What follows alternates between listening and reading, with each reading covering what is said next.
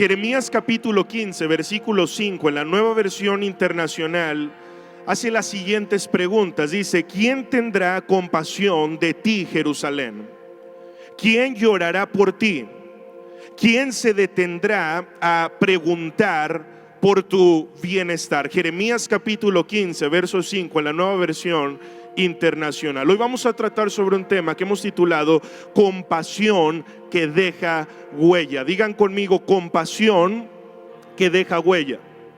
Me impactan las preguntas que están escritas en el libro del profeta Jeremías, porque en medio de una sociedad tan necesitada, la pregunta es: ¿quién tendrá compasión?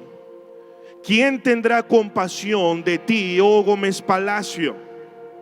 ¿Quién llorará con los que lloran? ¿Quién hará un alto en sus actividades, en su agenda y en sus preocupaciones y se detendrá a preguntar por el bienestar de los demás? Lo primero que yo quiero que hagamos es definir lo que es la palabra compasión.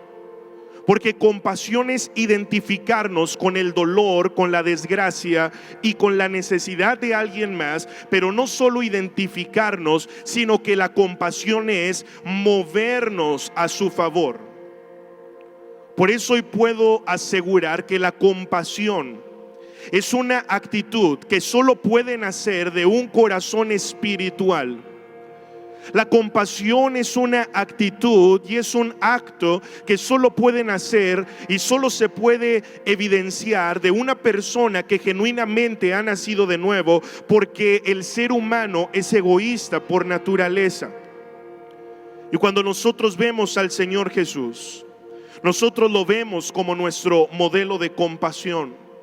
El apóstol Pablo lo describe a la perfección en Filipenses capítulo 2, versículo 4 en adelante. Leo la Nueva Versión Internacional. Dice lo siguiente: cada uno debe velar no solo por sus propios intereses, sino también por los intereses de los demás. La actitud de ustedes debe ser como la de Cristo. Él se rebajó voluntariamente, digan conmigo voluntariamente, tomando la naturaleza de siervo, digan conmigo siervo, y haciéndose semejante a los seres humanos, y al manifestarse como hombre se humilló, digan conmigo humillarse, se humilló a sí mismo y se hizo obediente, digan conmigo obediente. Dice: se hizo obediente hasta la muerte y muerte de cruz. Fue la compasión lo que movió a Jesús del cielo a voluntariamente convertirse en un siervo humilde y obediente, con tal de agradar a Dios, pero todo lo que lo movió a él fue su compasión.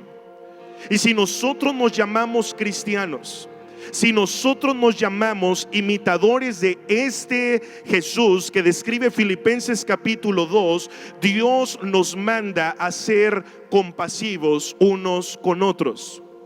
Dios nos manda a vivir y a actuar con compasión, porque la compasión es parte de nuestro carácter cristiano. Dile al que está a tu lado: la compasión es parte de nuestro carácter cristiano. Tú no puedes tener ausencia de compasión y ser perfeccionado como cristiano. La compasión es parte de nuestro carácter.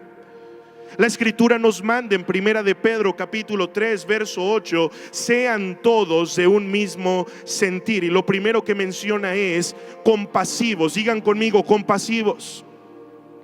Iglesia, seamos todos de un mismo sentir, y la escritura nos manda a ser compasivos, amándonos fraternalmente, misericordiosos, amigables.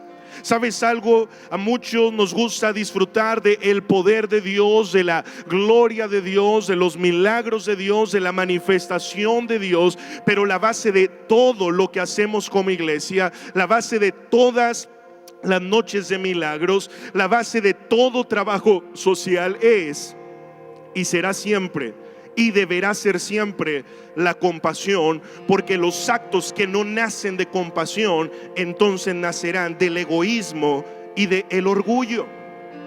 La base de nuestra vida cristiana debe ser la compasión.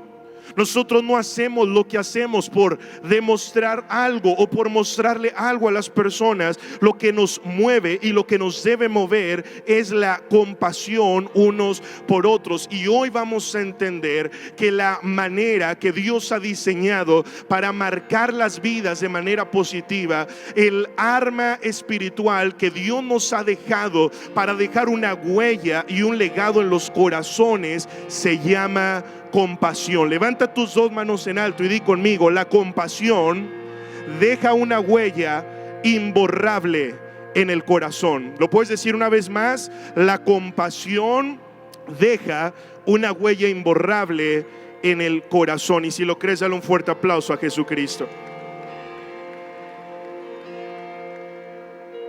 La compasión deja una huella imborrable en el corazón. Dios nos manda a ser compasivos. Denme un segundo para mover esto un poquito más. Y si necesitamos reajustar alguno de estos que tenemos acá abajo, los podemos o acercar o mover de acuerdo a la necesidad. La compasión deja una huella imborrable en el corazón. Hoy quisiera compartir contigo 3 reflexiones sobre la compasión. Y lo primero que hoy quisiera decirte es lo siguiente: la compasión nos despierta. Dile al que tienes a un lado: la compasión nos despierta. Nosotros en la Biblia encontramos la historia de Jonás. Dios lo envía a predicar a Nínive, pero todos hemos leído en la escritura que él huyó de Dios. Se fue por un camino contrario al que Dios lo mandó, se subió a un barco, pagó su boleto y tomó otro camino. El resultado fue que una tormenta se levantó, pero al parecer ni siquiera la tormenta a él le incomodaba. Él estaba completamente indiferente frente a esta situación, tan indiferente que en medio de la tormenta él estaba dormido, a pesar de la instrucción que Dios le había dado y a pesar de la desgracia que les estaba aconteciendo. Así que el patrón de la nave se le acerca y le dice en Jonás capítulo 1 verso 6: ¿qué tienes, dormilón? Levántate y clama a tu Dios, quizá Él tendrá, ¿qué dice? Compasión. Quizá Él sí tendrá compasión de nosotros y no pereceremos. El problema en el corazón de Jonás era la falta de compasión, porque tanto la gente de ese barco como la gente de Nínive necesitaban una sola cosa, y esa cosa era por la que el mismo patrón de la nave le pedía a Jonás que clamara, y era: quizá Dios tendrá de nosotros compasión. Pero ¿sabes qué me parece a mí interesante? Que Jonás no adquirió compasión sino hasta que se lo tragó un gran pez y estuvo ahí por varios días. Hoy quiero decirte lo siguiente: nosotros nacemos a la compasión y crecemos en compasión a través de los quebrantos, a través de los problemas, a través de las pruebas y a través de las luchas que vivimos. Ahí es cuando nacemos a la verdadera compasión.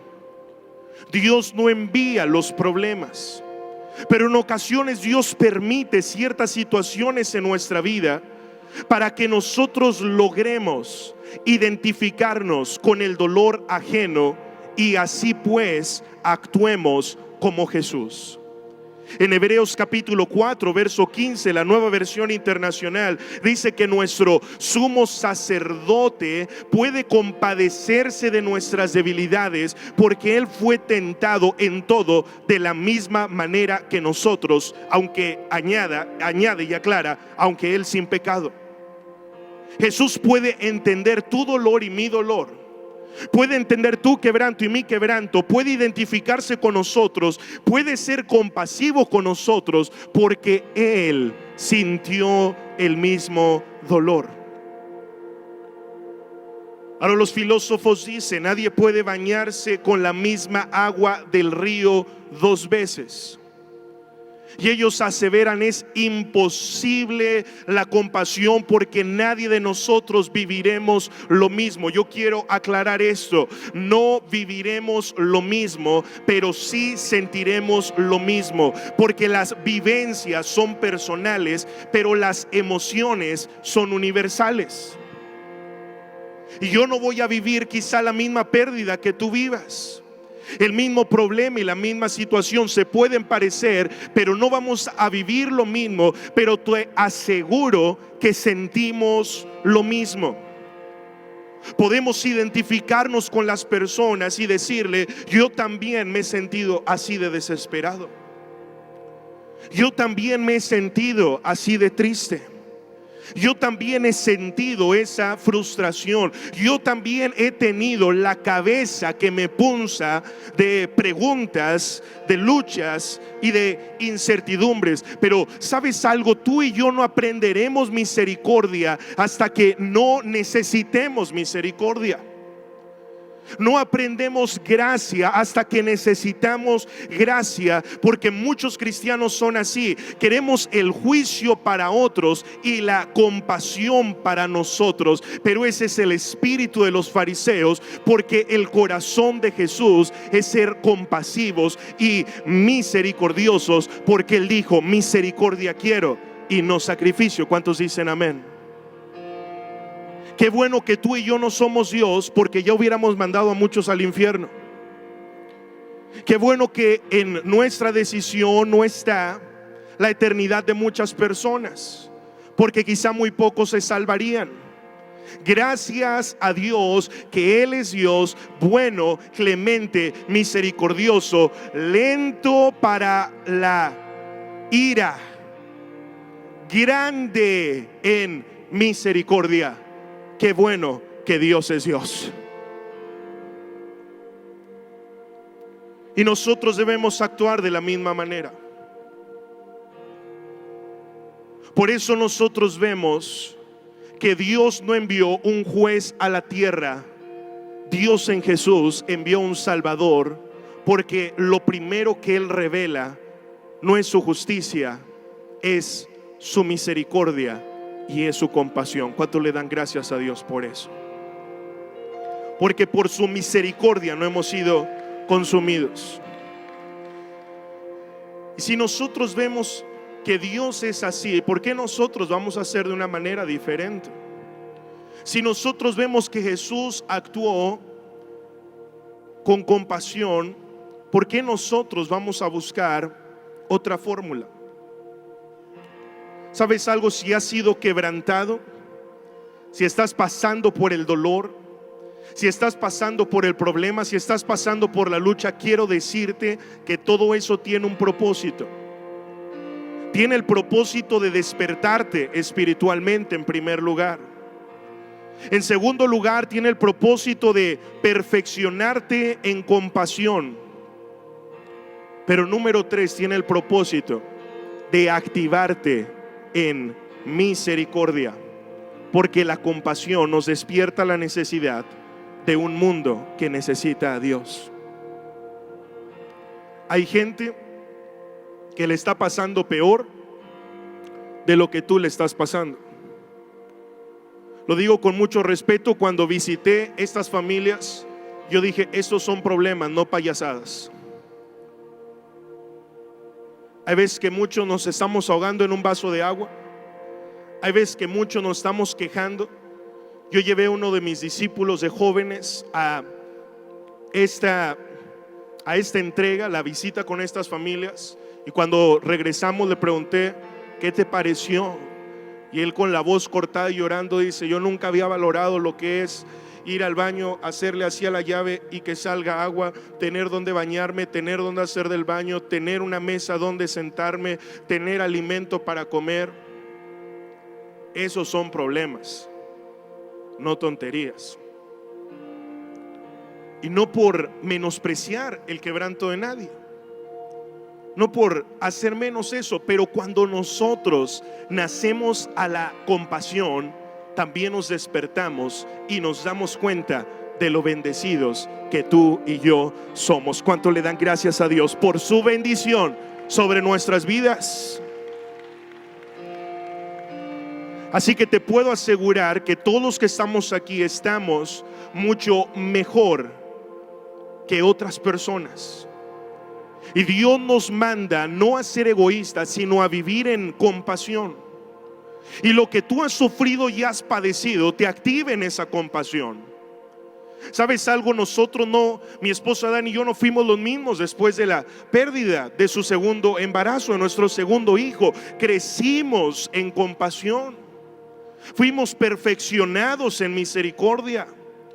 Aprendimos a llorar con los que lloran. Cuando hay tanta carnalidad y cuando hay tanto egoísmo, lo único que yo puedo pensar es: a esta persona le hace falta un quebranto.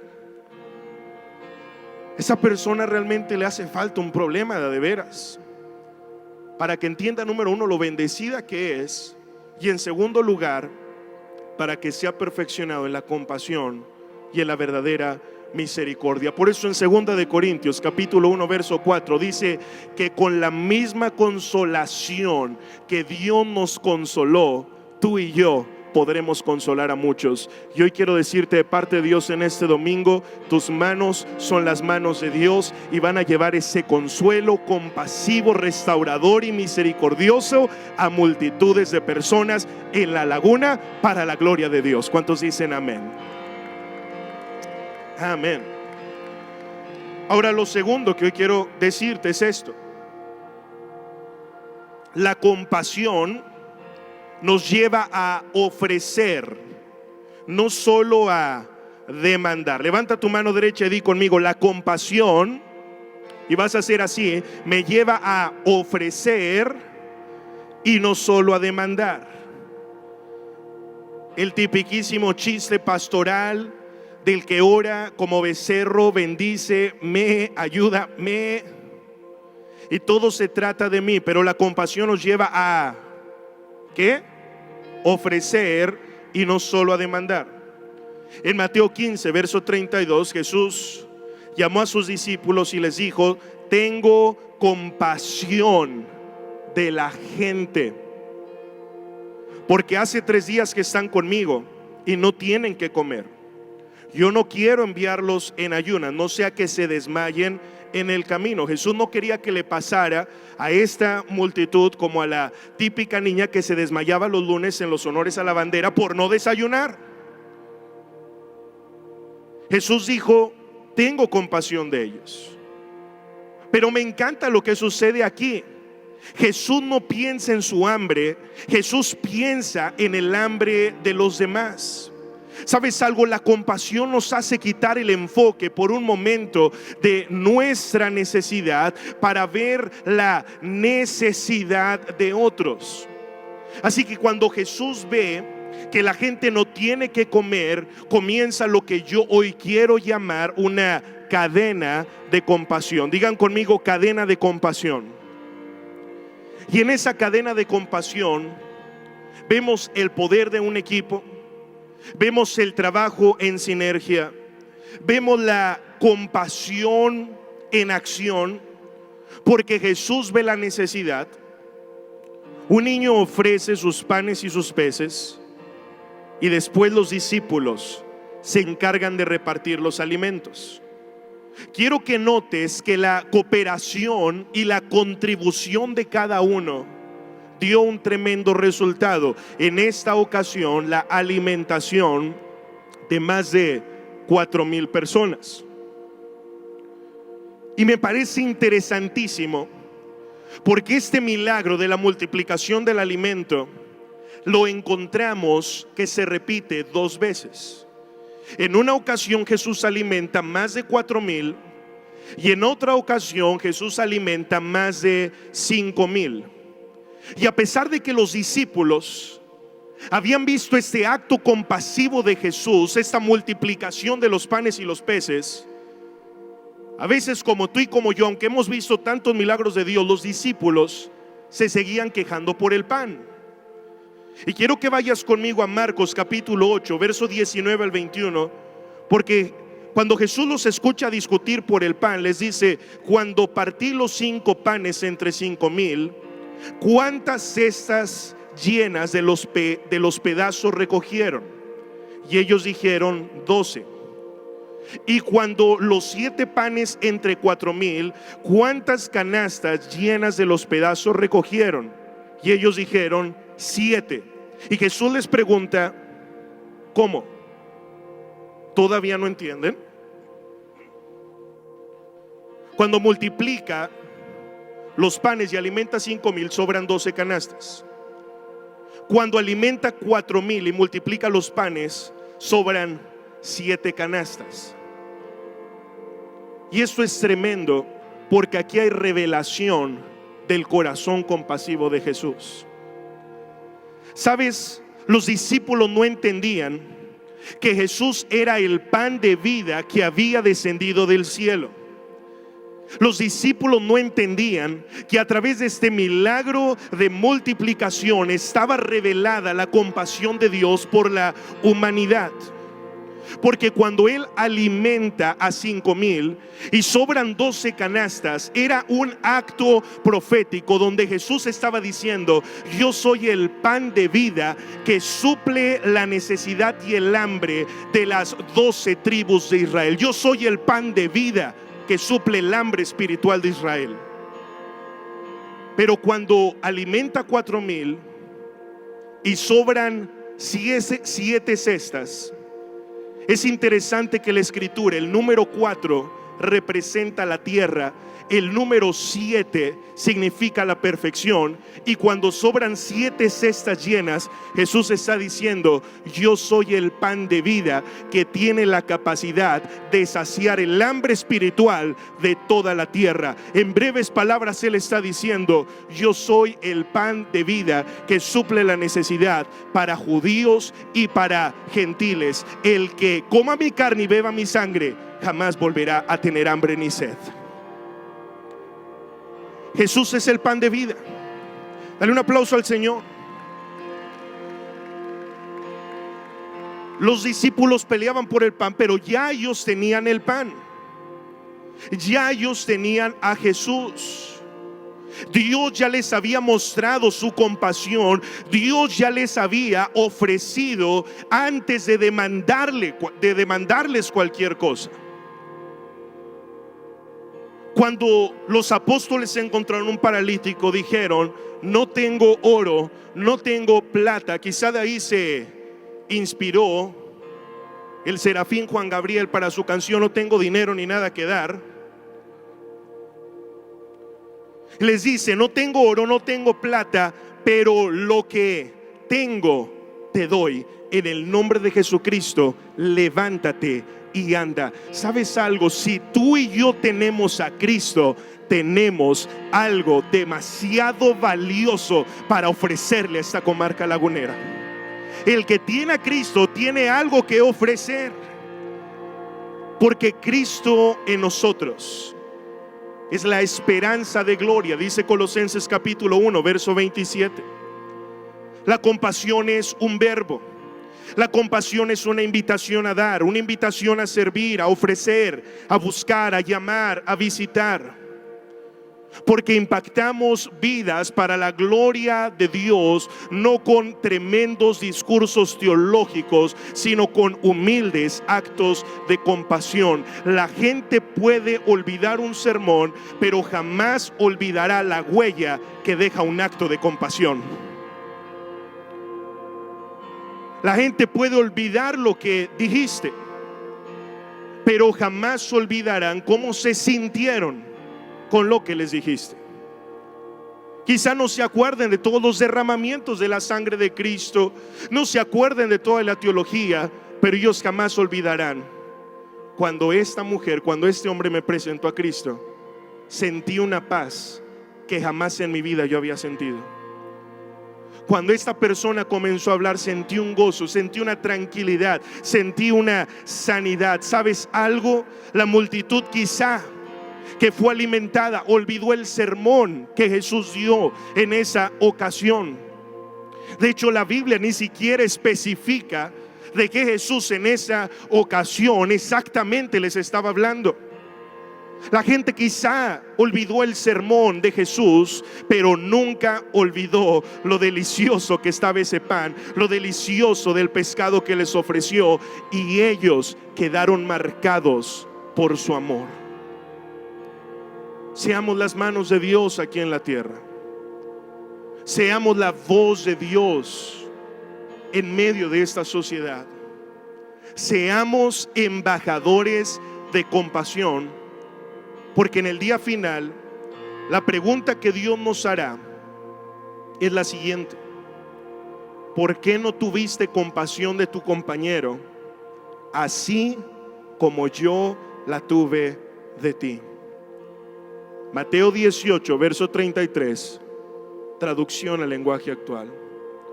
¿Por qué no tuviste compasión de tu compañero así como yo la tuve de ti? Dile al que está al otro lado: seamos compasivos. ¿Cuántos están tomando la palabra? Dale un fuerte aplauso al Señor Jesús. Tenemos algo que ofrecer, no solo algo que demandar.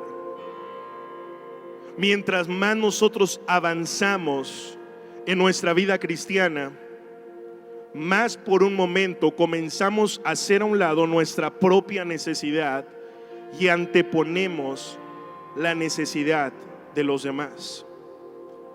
Por eso aquí está lo tercero que yo quiero compartirte: la compasión. Digan conmigo: la compasión me lleva al compromiso. Levanta tus dos manos en alto y di conmigo: la compasión me lleva al compromiso. Dice la Escritura: y al ver las multitudes, tuvo compasión de ellas, porque estaban desamparadas y dispersas como ovejas que no tienen pastor. Y Jesús le dijo a sus discípulos, como nos dicen este domingo: a la verdad, la mies es mucha, mas los obreros pocos. Rueguen al Señor de la mies que envíe obreros a su mies. La compasión nos lleva al compromiso. Dile al que está a tu lado: la compasión nos lleva al compromiso. Dios no quiere fans, seguidores, simpatizantes. Él quiere discípulos. El reino avanza con discípulos. El reino demanda discípulos. Y es inaceptable en nuestras vidas pasar sentados años en una iglesia y nunca comprometernos con Dios. El que tiene años sentado en una iglesia y no se quiere comprometer con Dios es como el joven que tiene años con una novia, pero no le quiere dar anillo porque no se quiere casar, porque no quiere compromiso. La pregunta es: ¿Dios es tu amante o es tu Señor? ¿Eres la esposa de Cristo o la amante de Cristo? Yo soy la esposa de Cristo, por eso mi compromiso es con el Señor. Pregúntale al que está a tu lado: ¿eres la esposa de Cristo o la amante? Ay, qué pregunta tan dura. Dura palabra es esta, Señor. La esposa y el esposo tienen un pacto, tienen un compromiso. Ahora, lo que vemos como iglesia es un rebaño. ¿Quién es el pastor?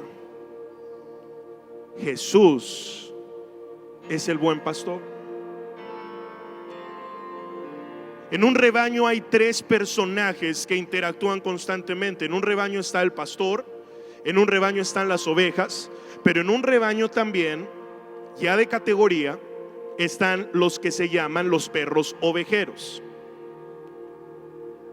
¿Quién es el pastor del rebaño? Jesús. Él es el buen pastor, el que da su vida por las ovejas. ¿Quiénes son las ovejas? Aquellos que están fuera del rebaño o que están también dentro del rebaño, pero en un proceso de maduración. Pero después están los perros ovejeros. ¿Y qué hacen los perros ovejeros? Los perros ovejeros contribuyen con el pastor a ir por las ovejas que están desamparadas y dispersas. Yo no sé cuántos han visto estos videos, pero los perros ovejeros andan corriendo alrededor de todo el rebaño de ovejas, están junto con el pastor moviendo a las ovejas, trayendo, y se escapó una y corre el perro y le ladra. A ver, ¿cómo ladraría un perro? Házmelo tú desde allá. Así, así. Y comienzan a juntar las ovejas para que no se dispersen. ¿Sabes algo? Tú y yo no solo somos ovejas, tú y yo también somos perros ovejeros. Mira el que está a tu lado. Ese es un perrito ovejero. Dile, ¡uf! Dile, nada más que yo no muerdo.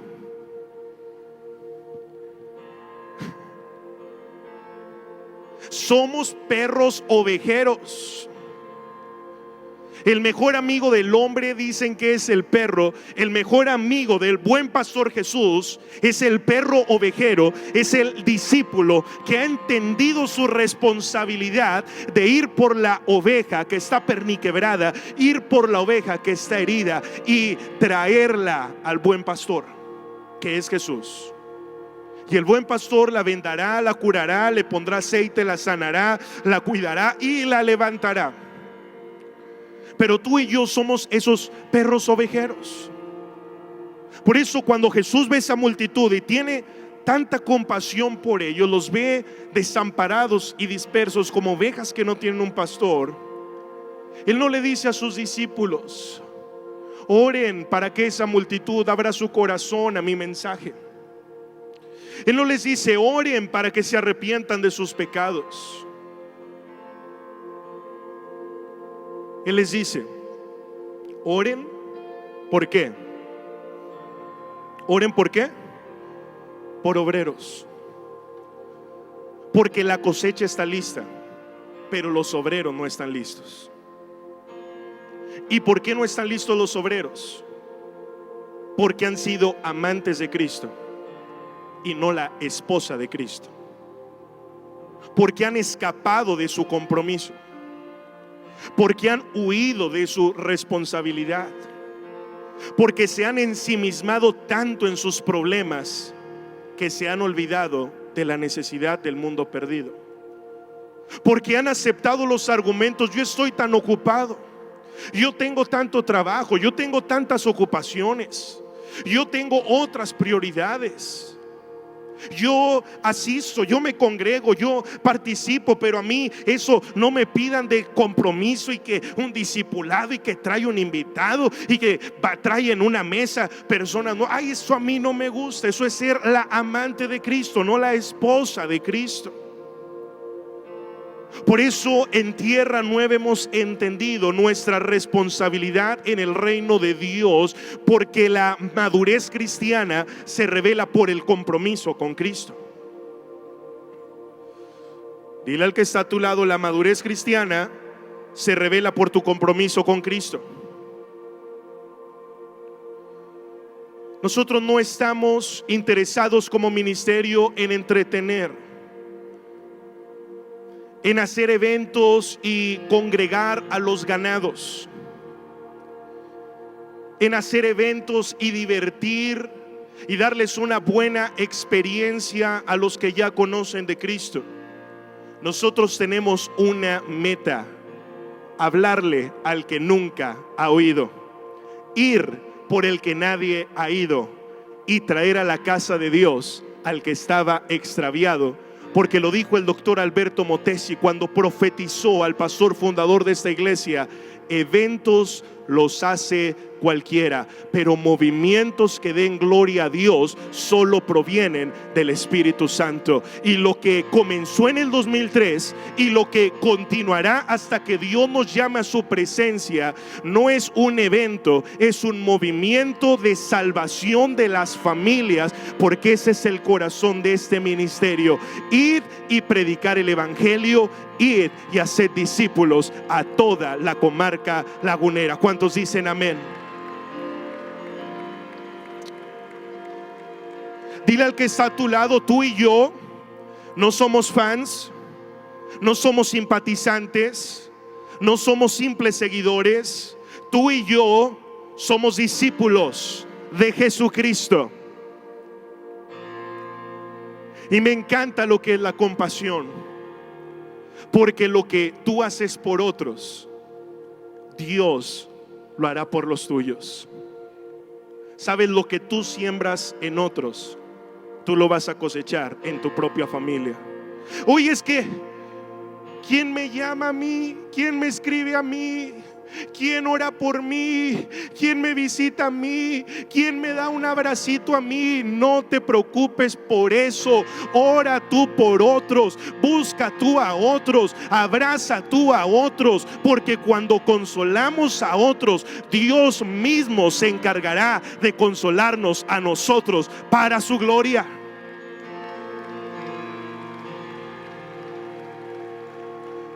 Imagínese liderar así. Si yo dijera, yo escuché un pastor que dijo: no, es que nadie de mis ovejas me llama, nadie de mis ovejas me escribe. Yo dije: es que estamos sirviendo a Cristo. Es que nuestra motivación no es un mensaje de una persona. Nuestra motivación no es un reconocimiento, un like, un buen comentario. Todo eso se agradece y es un apapacho al corazón. Nuestra motivación es Cristo, porque Cristo en nosotros es la esperanza de gloria. Deja de amarte tanto a ti mismo. Esa es una frase que la dice mi abuela: no te ames tanto. ¿Por qué no te dices a ti mismo así? No te ames tanto.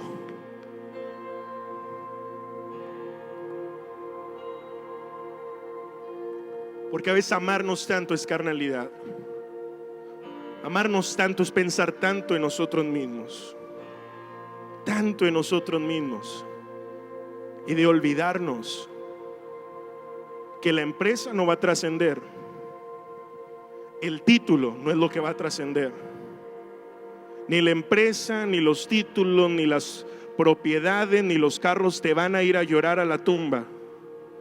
Pero los que se pararán en esa tumba serán las personas en las que sembraste durante el tiempo que Dios te dio vida. Y Jesús por eso trascendió. Porque Jesús no invirtió en cosas, Jesús invirtió en personas. Trascendemos cuando invertimos en personas, cuando amamos a las personas. Por eso la Madre Teresa de Calcuta dijo: ¿quieres cambiar el mundo? Ve a tu casa y ama a tu familia. ¿Quieres marcar una diferencia? ¿Quieres dejar un legado? Invierte en personas, no solamente en cosas. Quizá por eso en su sermón más famoso y más popular, el sermón de las bienaventuranzas, Jesús dijo: dichosos los compasivos, porque ellos serán tratados con compasión. Cuando tú muestras compasión, serás bienaventurado, porque también atraerás compasión. ¿Cuánto le dan gracias a Dios por eso? Amén.